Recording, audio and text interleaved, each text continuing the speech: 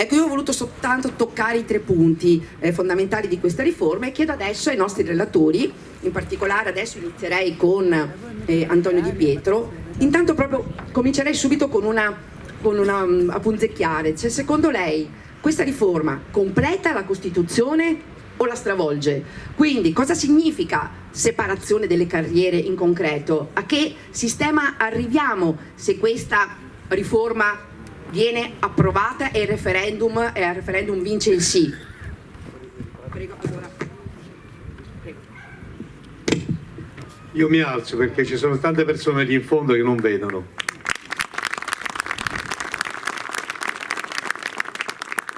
Grazie veramente a tutti, non faccio i nomi perché non me li ricordo nemmeno. Ringrazio tutti perché mi permettete di essere qua. Spero che in mezzo a voi ci sia qualcuno che non abbia già deciso, perché io sono venuto qui per informare come stanno i fatti, per far decidere a qualcuno che non ha deciso che cosa fare, perché se già avete deciso tutto non c'è problema. E siccome tutto sommato chi mi ha preceduto vi ha già spiegato di cosa si parla, quindi io vi parlerò d'altro, o meglio vi parlerò di questa riforma.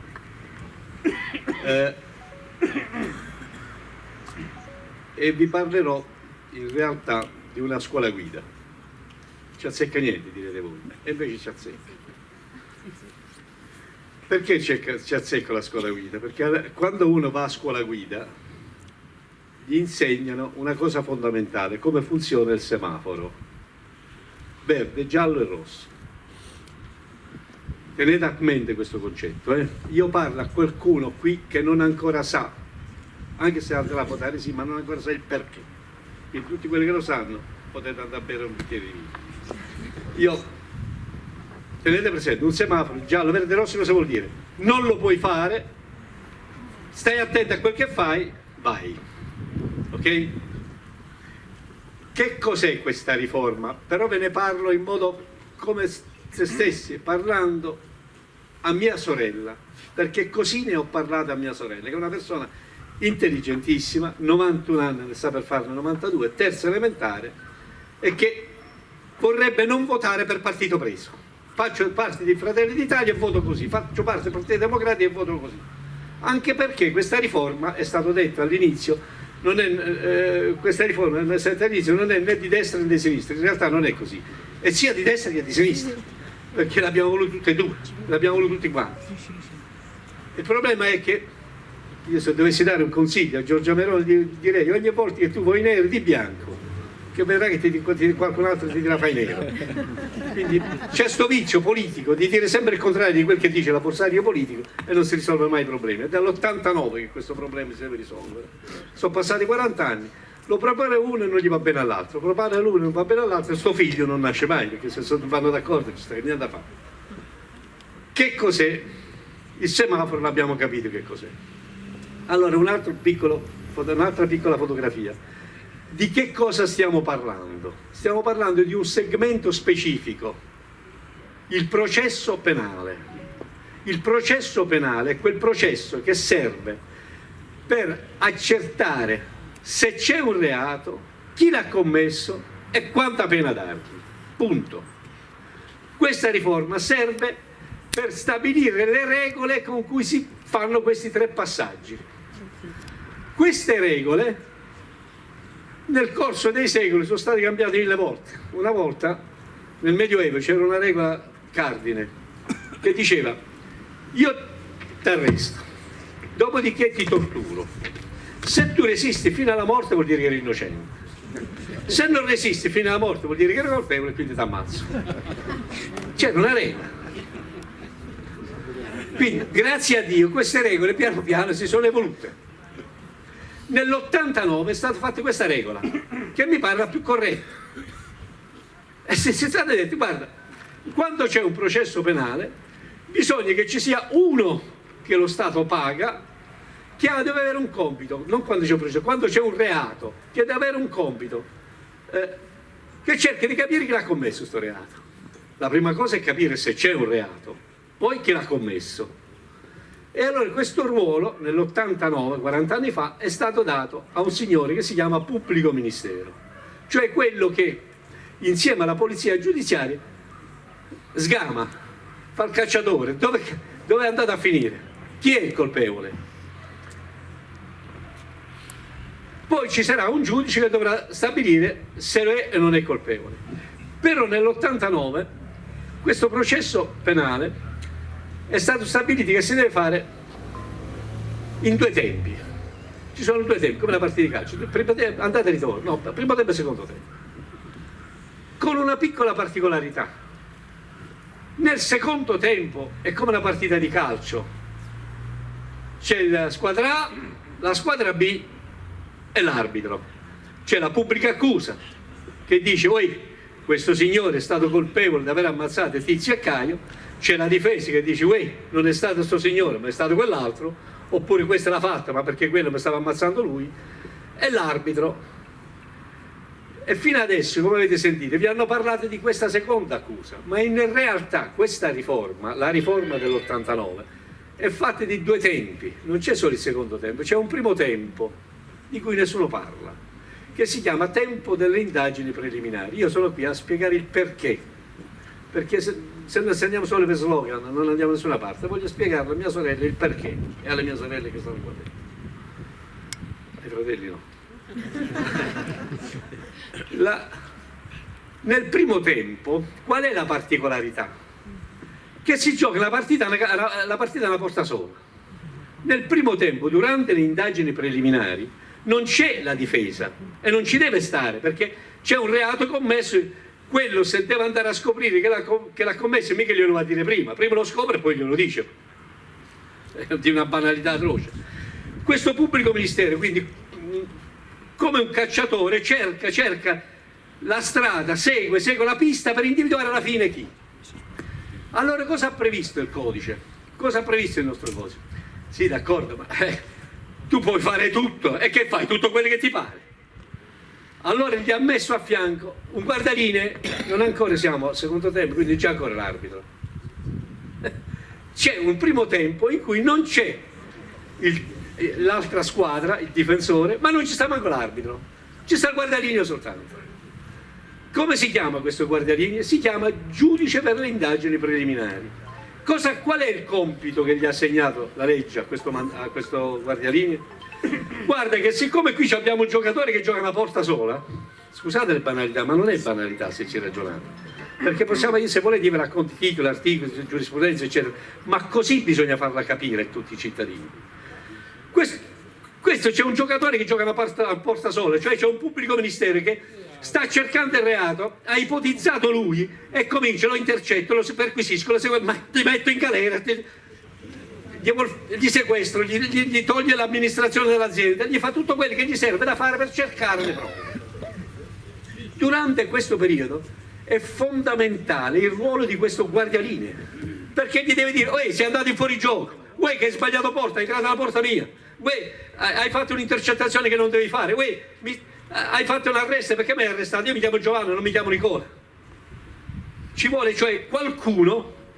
E soprattutto alla fine di questo primo tempo, alla fine del primo tempo, c'è un momento delicatissimo, perché questo guardialine ha un compito fondamentale. Hai giocato bene, mi sembri una buona squadra, tradotto, hai trovato delle belle prove così convincenti che c'è, dice la legge, la concreta probabilità che venga punito se si fa il dibattimento. Cioè, se vai da quest'altra parte, la partita l'hai vinta. Quindi vedete quanto è fondamentale la funzione di questo guardialine? Non c'è il difensore. Quindi tutti parlano della parità, quello è il secondo tempo. Nel primo tempo, il processo si fa nel primo tempo, con una particolarità, che questo guardaline è il fratello del giocatore. Questa è la fregatura. Perché? Perché hanno fatto lo stesso concorso, perché entrambi devono decidere insieme chi mandare al Consiglio Superiore e chi è il Consiglio Superiore. E, come si dice, è quelli che individuano sia chi devono fare gli arbitri sia chi devono fare i giocatori. Quindi, sostanzialmente, Succede che il guardiarini e il giocatore fanno parte della stessa famiglia. Uno dovrebbe cercare chi ha commesso il reato, l'altro dovrebbe dirgli non andare in fuorigioco, e cioè vuole dire io ti controllo e che quindi sono una persona totalmente diversa da te, non sono uguale a te, sono un'altra storia, faccio parte di un'altra famiglia. Invece queste, facendo parte della stessa famiglia, insieme decidono chi deve diventare capofamiglia, chi deve avere il primo piano, chi il secondo piano. Cioè, cosa voglio dire? Voglio dire che quanto ognuno di loro deve fare carriera, lo fa col consenso dell'altro. Ognuno di loro deve aumentare di grado, lo fa col consenso dell'altro. Ognuno di loro deve essere punito perché ha fatto le cose male, lo fa col consenso dell'altro. E vabbè, voglio dire, certo che pure le famiglie litigano, però è meglio che sia il vicino di casa che la vera famiglia, è quello che deve decidere, è meglio che sia un terzo. Allora questa riforma che cosa dice? Dice attenzione, c'è un momento fondamentale, il momento delle indagini preliminari che si chiudono, che si chiama udienza preliminare. Quell'udienza serve per stabilire se si va al secondo tempo o non si va al secondo tempo. Questa è da 40 anni a questa parte, che c'è questa partita di carte fatte in questo, di calcio fatta in questo modo. Il problema qual è? Che in questi 40 anni, da quando è stato realizzato questo tipo di gioco, che non tutti forse lo sapevano che si giocava così la partita, perché tutti mi parlano del secondo tempo, nessuno mi parla del primo tempo. Ma nel secondo tempo avete capito pure voi che il gioco è fatto. Se questo qui gli ha detto che va bene, vuol dire che il gol l'ha già fatto, c'è già la prova per il reato e c'è concrete possibilità. Bene, nonostante che è passato tutto questo ruolo, nonostante che sto guardiarini ha detto è ormai sicuro che questo è colpevole, cioè deve essere la concreta probabilità che sia colpevole, quando si arriva qua il 50% e passa vengono assolti. Questo è il tema.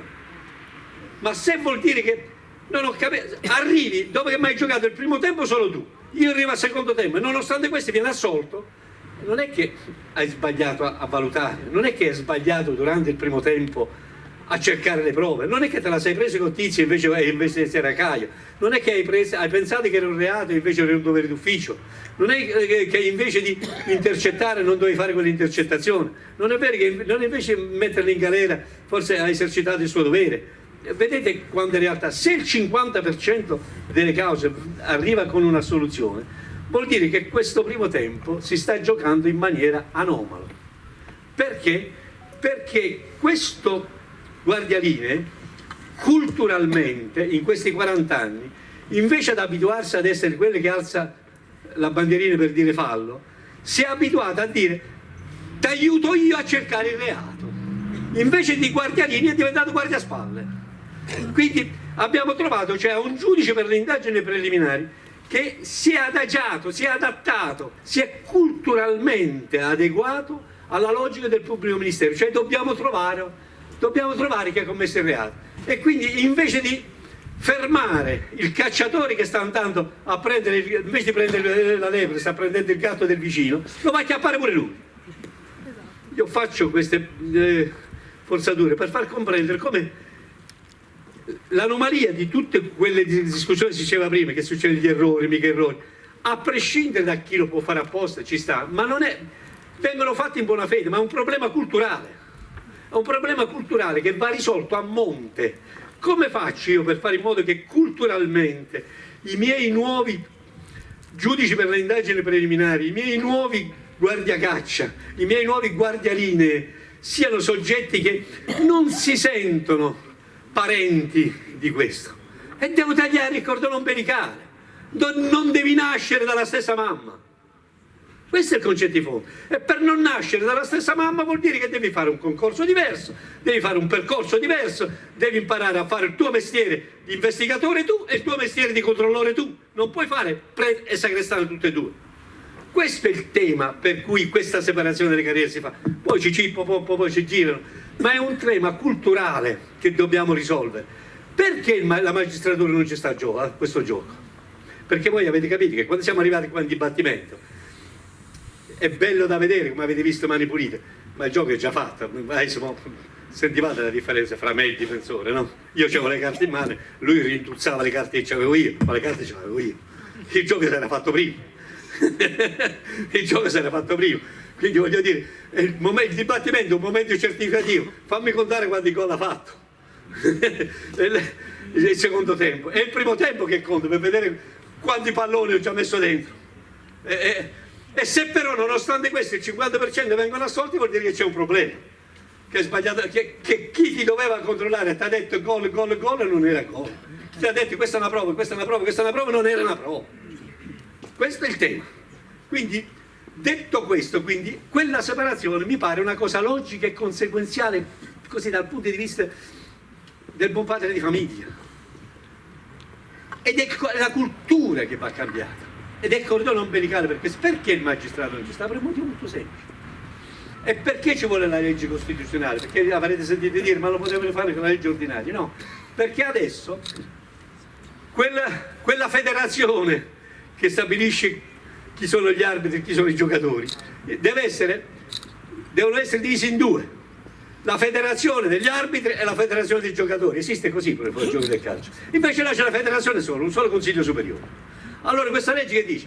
Dividiamolo in due: tu consiglio superiore dei guardialinee e degli arbitri decidi chi deve andare ad arbitrare la partita di Milan-Inter, chi deve fare il presidente del procuratore della Repubblica di Roma che di Milano. Tu che sei il giocatore della pubblica accusa, che sarà la federazione, il Consiglio Superiore della Magistratura, dei pubblici ministeri, che decidi che deve fare il procuratore della Repubblica a Mondovì a Canicattì. Non mi pare che dividere queste due carriere ci sia qualcosa di anomalo, è una naturale conseguenza.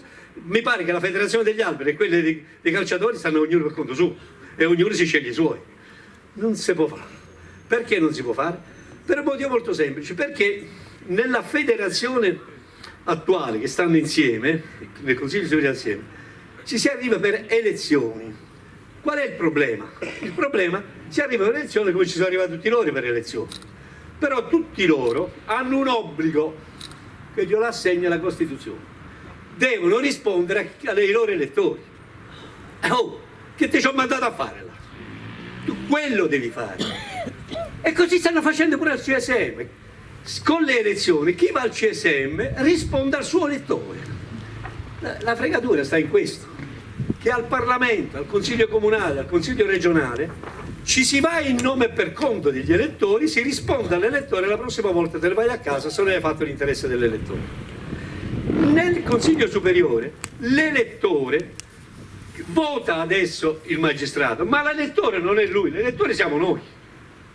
Perché il Consiglio Superiore della Magistratura non è un organo rappresentativo dei magistrati. Il condominio, i condomini di quel Consiglio di amministrazione non sono i magistrati, siamo noi cittadini. Perché a me interessa sapere, e non alla corrente di appartenenza, a me interessa sapere chi metti a fare il procuratore di Roma, perché da lì decide se vuoi fare l'inchiesta sulla pubblica amministrazione, sulla politica o no. A me interessa che tu metti il procuratore a Milano, a me cittadino, per sapere se tu i reati economici li vuoi perseguire o no. A me interessa che tu fai il presidente del tribunale, non lo so, a Venezia, perché mi interessa sapere come fai i collegi che devono andare a giudicare quei determinati reati. Vedete quanto è importante? Quindi io cittadino vorrei che lì chi decide in assoluta scienza, coscienza e trasparenza, e non per rendere conto a chi lo ha eletto, così come finora avviene per i parlamentari, perché rispondono ai cittadini, ma per loro che non rispondono ai cittadini ma rispondono alla loro casta, al loro gruppo. Quindi cosa si è scelto? Come facciamo a risolvere questo problema?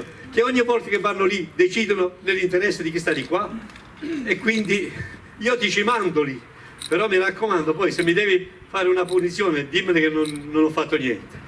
Io ti ci mando lì, però mi raccomando, dopo non mi mandare a fare il presidente del tribunale di Mondovì di Canicattì, ma andiamo a fare quelli di Venezia, di Bologna o quant'altro. Vedete come cambia la differenza? Abbiamo scelto il sorteggio perché? Perché dopo 7 volte che sono state cambiate, 7 volte tornata elettorale, come succede in politica, devono cambiare sempre le leggi elettorali, perché trovate la legge trovate l'inganno. E allora stavolta, a cominciare dai magistrati che hanno a che fare con la libertà, non solo con la libertà ma con la vita delle persone, si è detto: sai che dico, sto cordone ombelicale te lo taglio, dopodiché non devi rispondere più alla tua corrente di appartenenza. Questo perché? Perché nel tempo si è creata un'associazione, l'Associazione Nazionale Magistrati, all'interno del quale sono create delle correnti ideologiche che sono da una parte importanti perché aiutano a interpretare la giurisdizione, ma dall'altra estremamente preoccupanti, perché quelli poi scelgono chi deve stare a Roma, a Milano, Canicattì o Mondovì in relazione alla loro ideologia. Io ci mando a Roma quello che deve fare o non deve fare qualcosa, io ci mando a Milano quello che deve fare o non deve fare qualcosa. Ho interesse che a Bologna ci sia diciamo così, una politica di accoglimento di tutto ciò che è il disagio sociale, e quindi ci mando lì dei giudici che decideranno in quel modo. Quindi piano piano nel tempo che è successo?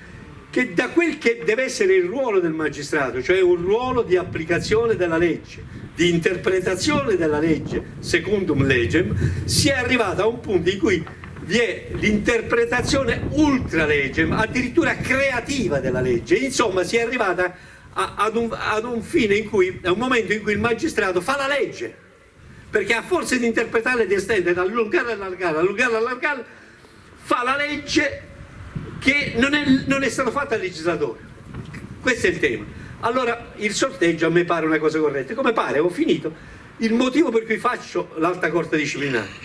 È chiaro che se mi giudico da solo, tra di noi, oggi io, quando tu, cacciatore, vieni da me a chiedermi, tu pubblico ministero da me vieni a chiedermi, mi dai sta misura cautelare che devo arrestare a sti quattro qua, io devo sapere che domani io devo valutare se tu sei professionalmente competente o meno, e allora la mia valutazione, tu sarai attento a dire hai ragione che arrestiamoli tutte e quattro, perché domani io ti dirò sei stato proprio bravo, però voi capite che non funziona così, non va bene così. Allora hanno fatto, dice, facciamo una cosa, questi giudizi facciamolo fare a un organo terzo, autonomo, indipendente, sempre per la maggior parte 9 su 15 magistrati, 3 dal capo dello Stato, però questi almeno vengono anche loro estratti a sorte e non devono rendere conto alle correnti di appartenenza. Tutto questo bailam che c'è nato, ho finito, tutto questo bailam che c'è nato intorno a sta vicenda è una bailam nata apposta perché non c'è niente da fare, non c'è più potere più forte di quello della magistratura e noi dobbiamo essere orgogliosi di questi, ma a un limite che stia, il magistrato ha un solo limite, sta scritto al primo articolo che riguarda il ruolo della magistratura. Il magistrato è soggetto soltanto alla legge, però sotto la legge c'ha da stare. Questo è il problema. Però sotto la legge c'ha da stare. Tutto qui. Questa riforma contribuisce da una parte a lasciare il magistrato sotto la legge, non sotto il partito A e il partito B. In maggioranza i governi passano, la legge resta, e in secondo luogo dà la possibilità al cittadino, quando entra in aula di giustizia, di sapere che lì non si trova persone che fanno parte della stessa famiglia, che saranno bravissimi, fanno tutto in buona fede, per l'amor di Dio, ma una cosa è essere e una cosa apparire. Quando io ci andavo da pubblico ministero, vediamo che dobbiamo fare. Quando ci sono andato da imputato, vediamo che cosa fanno. Tutto qui la differenza, gli vogliamo dare serenità, tutto qua. Il vero motivo per cui lasciamo stare la politica, i magistrati dicono no, perché la politica dice no, perché lo propone il centrodestra e spera che con questo no possa aiutare diciamo così, possa aiutare a diminuire la forza del centrodestra, appunto. Quando lo chiedevamo noi del centro-sinistra, il centrodestra diceva no perché sperava di poter diminuire, e va. Questo è il gioco delle parti. I magistrati hanno sempre detto no, non è che hanno detto qualche volta sì.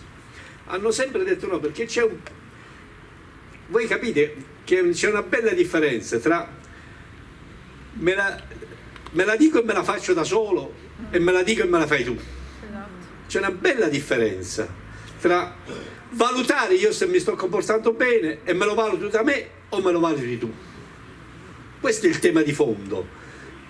Questa riforma non la vuole il magistrato, perché il magistrato è come ognuno di noi, c'è chi fa il proprio dovere e c'è chi fa il lazzarone.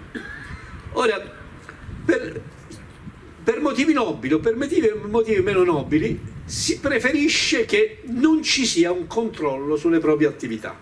Questo è il tema. O meglio, che il controllo che c'è fatto al proprio interno.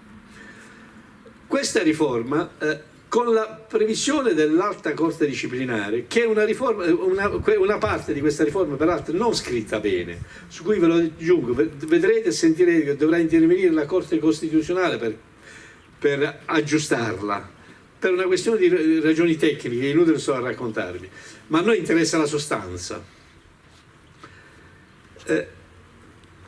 Il magistrato, per cercare di intimorire chi va a votare, dice: guardate che poi io sarò giudicato dalla politica e come tale la politica mi butterà fuori tutte le volte che vado a rompere le balle alla politica. Questo è il discorso. Ma è tecnicamente possibile questo? Cioè, a me sta bene questa riserva se fosse tecnicamente possibile. Allora, come funziona adesso? Come funzionerà la valutazione disciplinare dei magistrati? Quando parlo di valutazione disciplinare deve essere chiaro di cosa parlo. I comportamenti di ognuno di noi, quindi anche dei magistrati, possono essere diversi per motivi dolosi. Se il magistrato ammazza la moglie va in galera come tutti gli altri, quindi lasciamolo stare le responsabilità penali. Alla responsabilità penale il magistrato risponde come tutti gli altri, uguale, già adesso. Poi c'è una responsabilità civile. La responsabilità civile è stato deciso che a pagarlo civilmente, se ci sono degli errori, lo deve pagare lo Stato.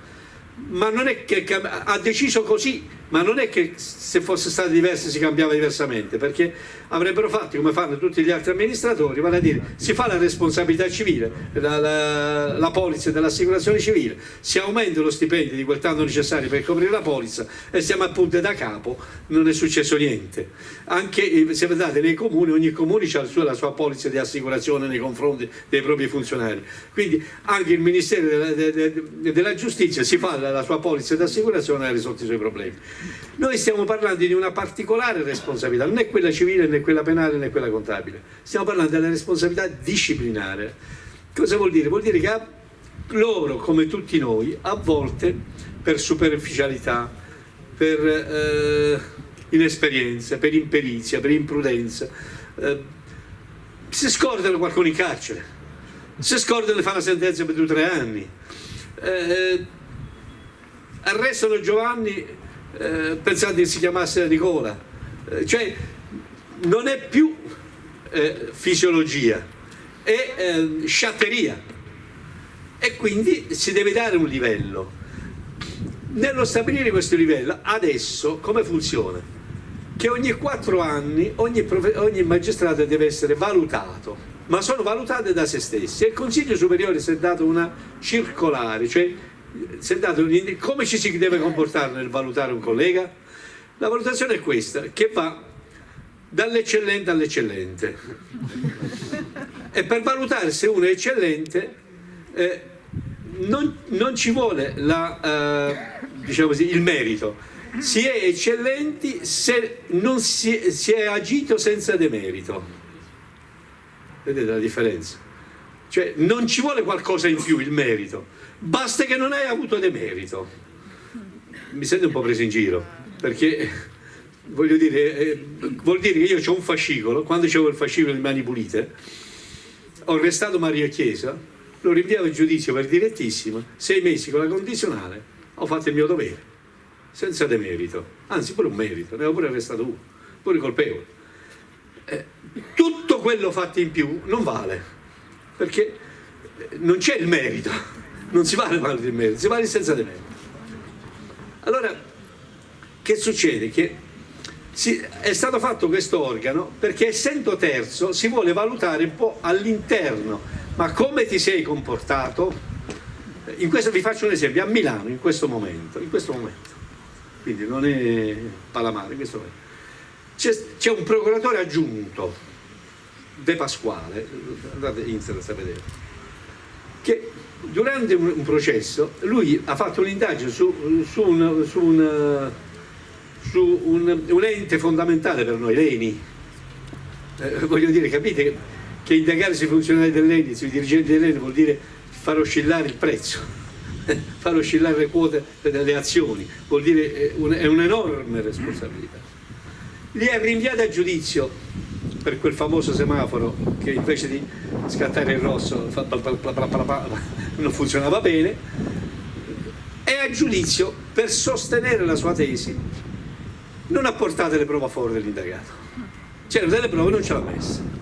È tanto vero che non ce l'ha messo che se ne sono accorti gli avvocati, hanno denunciato il fatto, quelli sono stati assolti lo stesso. Lui è stato rinviato a giudizio per falso, perché per omissione d'ufficio, perché? Perché non hai messo le prove a favore dell'indagato. È stato pure condannato, però sta ancora lì e fa lo stesso lavoro di procuratore aggiunto della Procura della Repubblica di Milano. Andate a vedere, stava nella stanza vicino alla mia, sta ancora là. Perché questo? Perché hanno stabilito un'altra regola: non solo per essere bravi non bisogna agire senza demerito, ma tutto ciò che sono provvedimenti giudiziari non sono disciplinarmente valutabili. Cioè io posso valutare se lui, magistrato, stanotte va a prostitute, e quello è disdicevole, ma non posso valutare se lui prende una prova a favore dell'indagato e se lo tiene nel cassetto. Capite? Perché è un provvedimento giudiziario, ci si oppone ai provvedimenti giudiziari solo con altri provvedimenti giudiziari. Col cavolo, se questo provvedimento giudiziario mi fa tale per cui mi manda a giudizio, se mi sono dovuto dimettere, non faccio più l'amministratore delegato, lei ne ha diminuito le azioni, come fai a... Ecco. Allora cosa hanno deciso? Mettiamo un giudice terzo che si fa una sua circolare un po' più seria, più credibile, e possa giudicare. Però si dice, questo però loro non lo dicono perché come fanno a giustificarsi? Allora dico un'altra cosa: attenzione, però quel giudice che giudicherà farà un collegio, una sezione l'ha chiamato lui, un collegio che, in cui ci saranno più componenti eletti dal Parlamento che componenti eletti dai magistrati. Avete capito come funziona la Corte disciplinare? 15 persone, 9 sono giudici, 3 Presidente della Repubblica e 3 magistrati. 3 nominati, estratti a sorte anch'essi peraltro, dal Parlamento. Quindi sono 3. Siccome prevede sempre la stessa legge che contro una decisione di questo organismo si può ricorrere a una sezione diversa dello stesso organismo, vuol dire che se in un collegio ce ne stanno 3 e dovesse condannare un magistrato disciplinarmente, questo può ricorrere a un altro collegio di altre 3 persone. Scusa, ma se sono 3 come fanno ad essere 6? Non so se vi è chiaro. Se dicono, guardate che il Parlamento attraverso il collegio e le sezioni che giudicano vi può controllare, lui non può controllare perché ne sono 3, e se ne sono 3 se stanno in primo grado decidono male nei tuoi confronti, nel secondo grado ti troverai 3 giudici. Se stanno qui 3 giudici, da quell'altra parte non ci vai nemmeno, perché i 3 giudici, se ti condannano pure loro, vuol dire che poi l'ha fatta grossa. Quindi è un gioco delle parole, per cui è chiaro che i collegi non potranno essere che formati da almeno 3 persone, comunque sia con il doppio dei togati, perché se sono 15 ma 9 sono togati, per definizione il doppio dei collegi sarà togato. Quindi non è che cambia granché, semplicemente che quelli che faranno parte della Corte disciplinare sono per sorte, e quindi non devono rendere conto alla corrente di appartenenza, e quindi non c'è la corrente che gli dice guarda giudicameli bene, perché sennò poi quando tu vuoi andare a fare il presidente del Tribunale di Roma non ti ci mando. Questo è il concetto di fondo. Quindi è un interesse personale, è un interesse di parte che va sfasciato.